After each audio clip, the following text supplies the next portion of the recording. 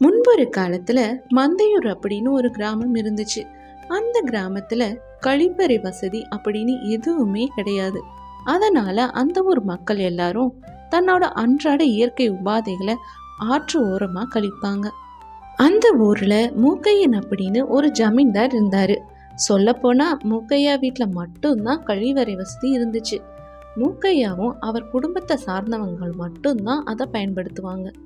அந்த மூக்கையா ஜமீன்தார் வீட்டுல சின்னமுத்து அப்படின்னு ஒருத்தர் இருந்தாரு. சின்னமுத்துவோட வேலை என்னன்னா, ஜமீன்தார் வீட்டுல வீட்டு வேலை எல்லாத்தையுமே செய்யறது தான். தினமும் ஜமீன்தார் வீட்டு கழிவறையும் அவர் தான் சுத்தம் பண்ணுவார். அப்படித்தான் ஒரு நாள் கழிவறையை சுத்தம் பண்ணிட்டு இருக்கும்போது அவனுக்கு அவசரமா இயற்கை கழிவு வர யதார்த்தமா ஜமீன்தார் வீட்டு கழிவறையை பயன்படுத்திட்டான். அட, இத்தனை நாள் இது தெரியாமல் போச்சே. கழிவறை பயன்படுத்த நல்லா தாண்டா இருக்குது. ஊர் மக்களுக்கும் இது மாதிரி பொதுவாக கட்டி தந்தா அவங்களுக்கும் நல்லா இருக்கும்ல. எத்தனையோ பேர் மந்த வெளியில் போய் பாம்பு கடித்து சாகிறாங்க. ஐயா தான் தங்க குணம் கொண்டவராச்சே, அவர்கிட்ட கேட்போம் இப்படின்னு சொல்லிட்டு சின்னமுத்து ஜமீன்தாரோட இன்னொரு முகம் தெரியாம அவர்கிட்ட போனான். அங்க போய், ஐயா, நான் கழிவறை சுத்தம் செய்யும்போது அதை பயன்படுத்தி பார்த்தேங்க ஐயா, ரொம்ப நல்லா இருக்குது. ஊர் மக்களுக்கும் இது மாதிரி கட்டி தந்தா எல்லாத்துக்கும் பயன்படும்ல. என்னங்கய்யா நான் சொல்கிறது? ஏண்டா வேலைக்காரனாயே, உனக்கு என்னோட கக்கூஸ் கேட்குதா? என்னோட வீட்டில் கழுவுற வேலை செய்கிற நீ அதை பயன்படுத்தினது இல்லாமல் என்கிட்டயே வந்து சொல்லுறியா? அது இல்லாமல் ஊர்க்காரங்களுக்கு வேற நான் கட்டி தரணுமா? இனி உனக்கு வேலை இல்லை, ஒழுங்கு அங்கேருந்து கிளம்பிப்போ. இப்படி மூக்கையா சொல்ல சின்னமுத்துக்கு ஒன்றும் ஓடலை. ஐயாவோட இன்னொரு முகம் அவனுக்கு அப்பதான் தெரிய வந்தது. அவனும், ஐயா, நான் தெரியாமல் பண்ணிட்டேன், நீ மன்னிச்சிருங்க. இனிமேல் இது மாதிரி பண்ண மாட்டேங்க ஐயா. நீ செஞ்சது பெரிய தப்பு. இனி உனக்கு வேலை இல்லை, முதல்ல இங்கிருந்து போடா.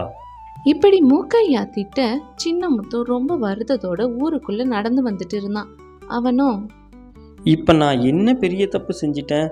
அவசரமாக வந்ததுன்னு போனேன், நல்லா இருக்கேன்னு மக்களுக்கு கட்டித்தாங்கன்னு சொன்னேன். அதுக்கு போய் ஆகி போனது குத்தமாடா?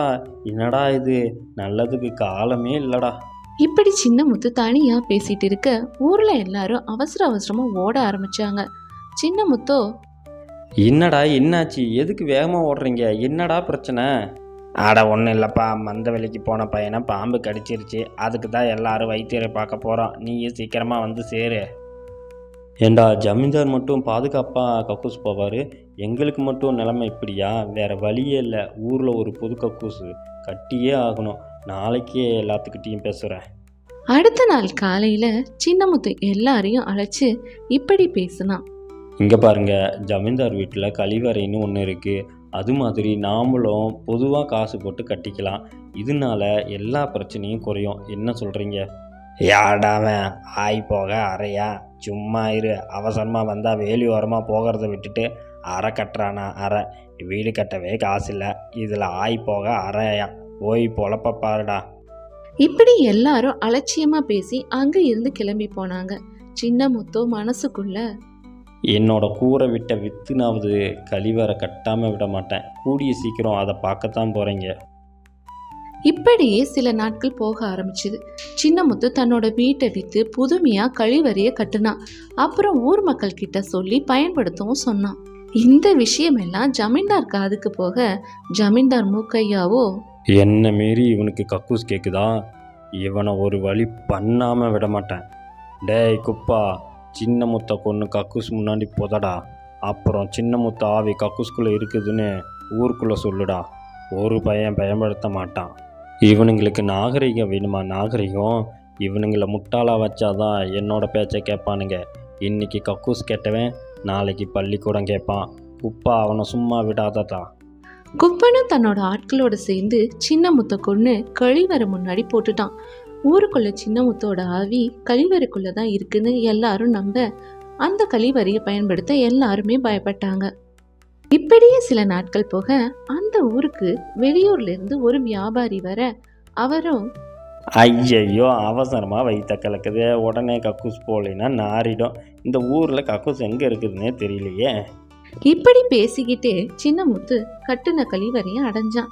அவனும், அப்பாடா, இந்த ஊரில் ஒரு கக்கூஸ் இருக்குடா சாமி, நீ எவனும் என்னையும் தடுக்க முடியாது. அப்படின்னு சொல்லிட்டு தன்னோட அவசர தேவையை முடிச்சான். வெளியே வந்து பார்த்தா ஊரே கூடி நின்று பார்த்துட்டு இருந்துச்சு. என்னடா நான் ஒலிம்பிக்கில் மெடலாக வாங்கினேன், கக்கூஸ் தாண்டா போனேன், இதுக்கு ஏன்டா இப்படி பார்க்குறீங்க, என்னாச்சு இவங்களுக்கு? கூட்டத்தில் இருந்த ஒருத்தன் இப்படி கேட்டான். எப்பா உனக்கு ஒன்றும் ஆகலையா? பேய் ஒன்றும் பண்ணலையா? நீ உயிரோட தான் இருக்கிறியா? ஏண்டா ஆய் போகிற இடத்துல பேய் இருக்குமா? பேய்க்கு தங்க ஊரில் வேறு இடமே இல்லையா? முட்டா பசங்களா, பேய் இல்லை ஒன்றும் இல்லை, அவசரமாக வந்தால் போங்கடா. இப்படி சொல்லிட்டு அந்த வெளியூர் வியாபாரி அங்கிருந்து கிளம்பி போக ஊர் மக்களும் பேய் அச்சம் இல்லாம கழிவறையை பயன்படுத்த ஆரம்பிச்சாங்க. அப்பதான் சின்ன முத்து தியாகம் மக்களுக்கு புரிய வந்துச்சு. ஊர் மக்கள் எல்லாரும் சேர்ந்து ஜமீன்தார் கிட்ட அதிகமான கழிவறையை கட்டித்தர சொன்னாங்க. வேற வழி இல்லாம ஜமீன்தாரு கட்டி தந்தாரு. ஃப்ரெண்ட்ஸ், நீங்க கமெண்ட் பண்ணுங்க, சின்ன முத்து செஞ்சது சரியா தவறான. வீடியோ பிடிச்சிருந்தா லைக் அண்ட் ஷேர் பண்ணிட்டு மறக்காம சேனலை சப்ஸ்கிரைப் பண்ணுங்க. தேங்க்யூ.